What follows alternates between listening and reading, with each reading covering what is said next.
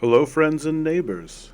Let me tell you a tale filled with mystery and wonder, a tale of a people trapped in a predicament most terrifying, surrounded on all sides by a looming and deadly forest, protected from the horrific storms only by the magic of our queen.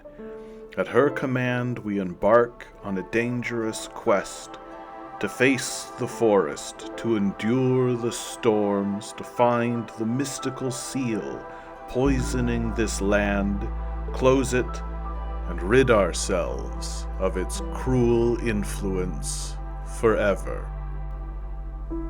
We settle amidst the ruins of a long-forgotten battle, a brittle cold gnawing at our bones as we set up our hearth.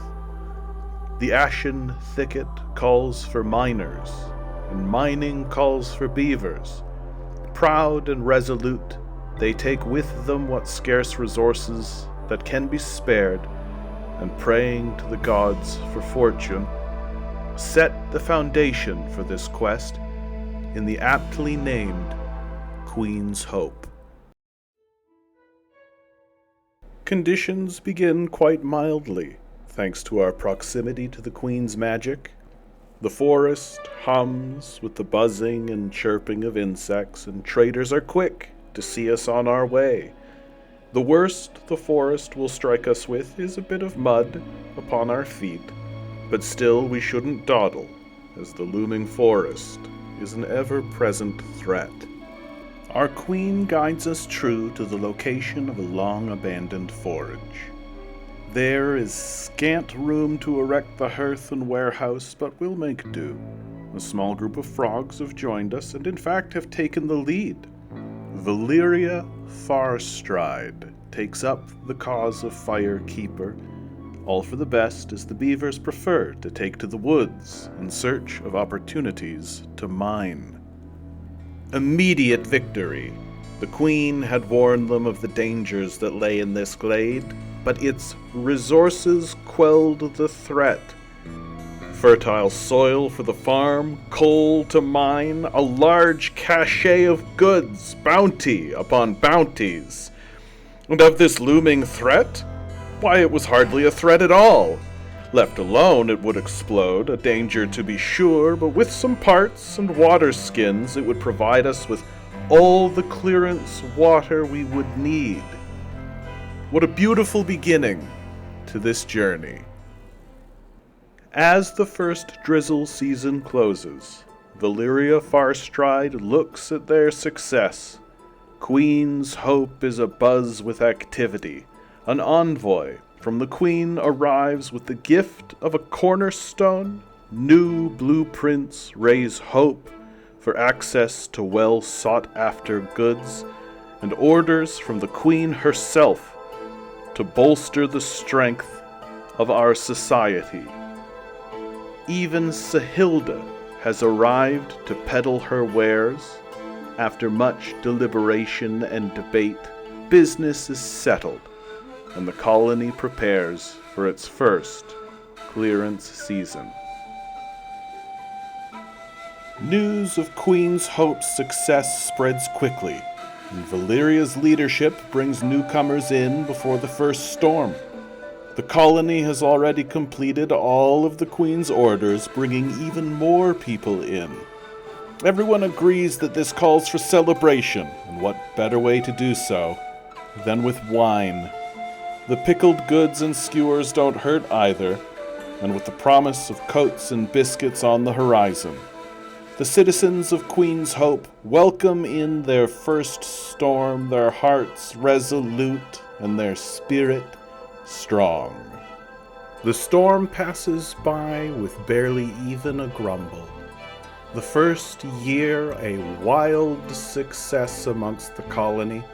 They prepare for a new year, full of resolve and, of course, pickled goods. As the colony starts producing wood in order to build its extra buildings, they open a dangerous glade in order to discover a band of escaped convicts. Much deliberation and much conversation goes on throughout the colony, But the truth is that they don't have the resources they need in order to arrest them.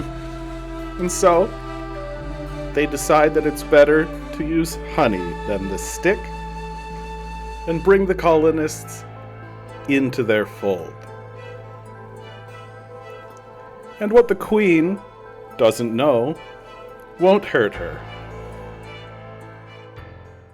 As the second clearance descends, the colony settles into a pleasant rhythm. The convicts have bolstered the numbers of Queen's Hope, and both the beavers and the lizards are blue in the face with resolve. Ironically, it is Valeria's own people, the frogs, who are still uncertain, but that can change with just a sprinkling of salt or dye. Rumors of the next embarkation are reaching Valeria's ears as the colony is already prepared to support a deeper plunge into the dark forest.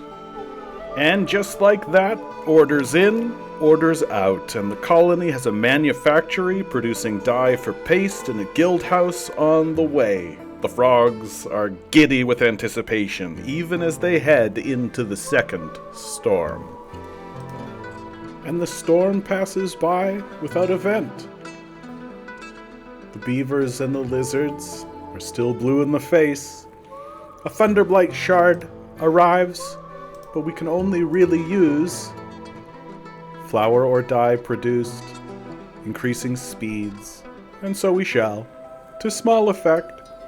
The first time we use the forge, not so dramatic.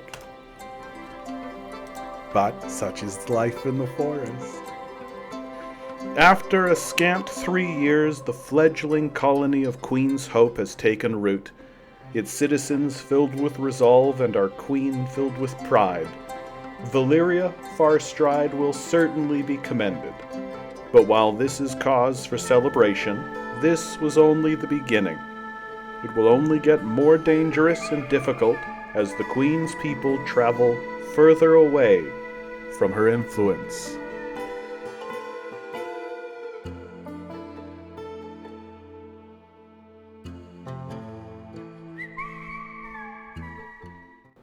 Hey there.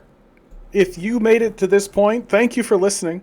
I hope that you really enjoyed it. I actually really enjoyed putting this together, and I'm hoping to continue it on.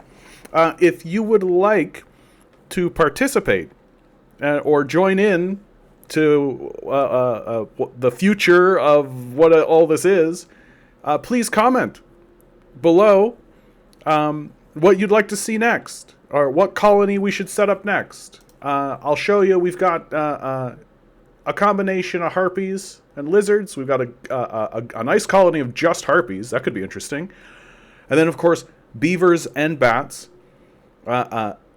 With that combination, why don't we have a think about where we should go next? I think that we should be heading to the Untamed Wilds, for sure, because I want access to the royal supplies. And also, it's more interesting, adds more texture. Or we could do Sadrith the Wise. Oh, you meet a hooded figure on the side of the road. Their face is shrouded in darkness, but you recognize some familiar features. As the creature approaches you, the name of Sother immediately jumps to mind. Yet this isn't him.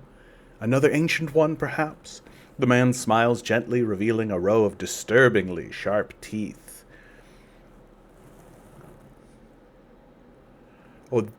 Oh, this is interesting. Oh, I'll probably just do this. No. I'll for sure do this. And then that means we put it right here. With Rocky Ravine? My inclination is to put the necropolis here, which means that anytime you produce stone, you get meat, and then you just go harpies, right? And that gives you jerky, it gives you paste, gives you basically everything you need to set you up for like a nice little colony. And then necropolis. Or we could do a negative modifier.